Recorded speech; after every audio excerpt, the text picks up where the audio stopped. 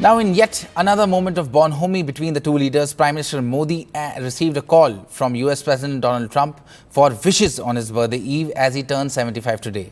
The Prime Minister also voiced support for Trump's peace efforts in the ongoing Ukraine conflict, stating, "We support your initiatives towards a peaceful resolution of the Ukraine conflict." Trump also shared about the interaction on Truth Social, calling it a wonderful phone call with his friend Prime Minister Modi. He thanked PM Modi for his support on ending the Russia-Ukraine war. This was the first call between the two world leaders since June 17th. And we are joined by Sanjay Suri on this broadcast. Sanjay, now a thing to note in this conversation is the fact that both leaders talked about ending the Ukraine war. How do you see this?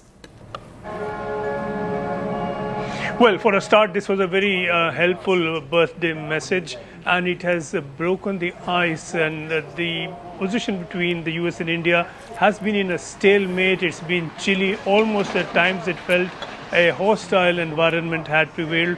This has broken the ice. It has restored and restarted communication, and that certainly is very helpful.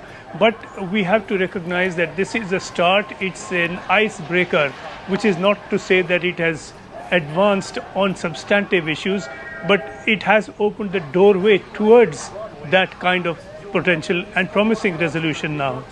The issue, and this certainly came up from both sides, from President Trump and from Prime Minister Modi, was Ukraine. And we've seen the message from President Trump, and we've seen the response from Prime Minister Modi. Modi thanked Trump for his initiative in trying to end the Ukraine war. But if we were to examine what he possibly could be thanking him for, it could only be 50% tariffs on India that have been applied for buying oil from Russia, which Trump said is feeding Russia's war.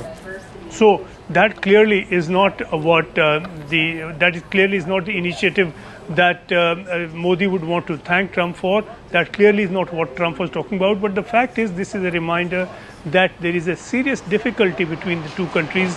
The 50% tariff stands. The issue about oil from Russia stands. We haven't had a resolution of those issues yet. We've had cross messages over Ukraine without touching the heart of the matter. That remains to be resolved down the line, but it is a very promising start nevertheless. Sanjay, now Donald Trump is the first person to wish PM Modi on his 75th birthday. Now, is this a message from the US to display proximity with India? Certainly, this has come in the context of a fair bit of animosity. We recall Trump's remarks that India is a dead economy, that India is feeding the Russian war in Ukraine, the Russian aggression in Ukraine, that if India were to stop buying oil, then, well, the war would end presumably. And then he's taken a step further and he's asked Europe and NATO countries to hit India with 100% tariffs. And this is the position that Trump has taken and has taken publicly and repeatedly. So in that context, for him to then reach out to Modi on his birthday, convey his wishes, show his appreciation for support from India in ending the war in Ukraine, this is at the level of optics at the moment, at the level of messaging at the moment. But given the context, it is still a significant step forward.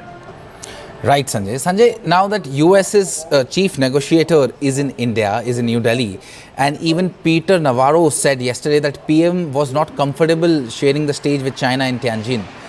What will be the future of the two countries now? Well, we've had talks in Delhi with Brendan Lynch and Rajesh Agarwal, his Indian counterpart.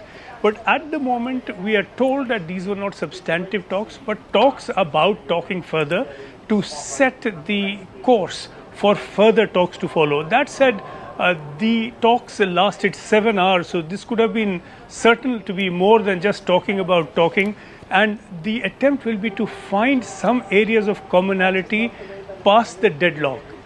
India has held firm against the US demands to open its agriculture market for agricultural goods from the US to the extent and in ways that the US has demanded.